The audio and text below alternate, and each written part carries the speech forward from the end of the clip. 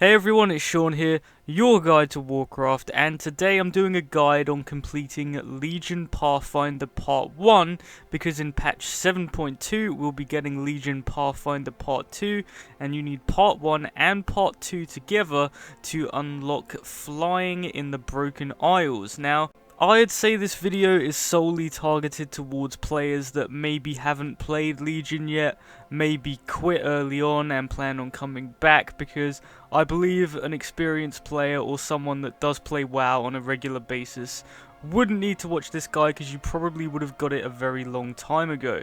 Now, the first thing we're going to need to do is get Lore Master of the Broken Isles, and this requires you to complete all the quest chapters in all the zones. So as you're leveling up, just make sure to get all of the quest chapters done and complete and just finish them off. Again, you can pretty much do this just leveling up, so that's nothing to worry about.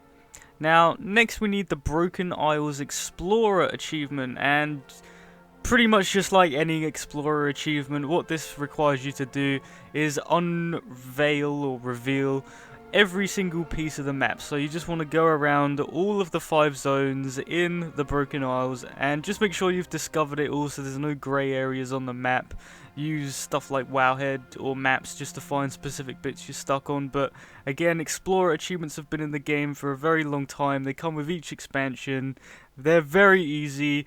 The only difficult part with Explorer at the moment is obviously because you're on a ground mount, so you are a bit more limited, but again, it's not something that's difficult.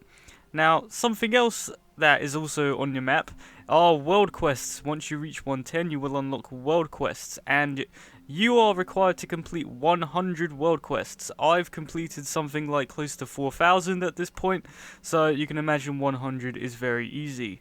Now, moving on to the next part, we need to complete our class order campaign. Now, for the Legion Pathfinder, you only need to complete one of your class order campaigns. So, for example, that's my Death Knight, and you don't need to do it on any more than one character because the achievement is bind on account. Now, finally, we're going to be moving on to our very last stage, which is the achievement which is called Broken Isles Diplomat, which requires you to get revered with all of the original Broken Isles factions. Now, obviously, the best way to get rep, always has been, always will, is your emissary boxes. Kirin Tor one like this can reward you a specific one, but either way, just do your emissary boxes each day, do world quests, they all reward reputation. It's a slow grind, but you only have to get revered, so you don't have to go all the way and get exalted.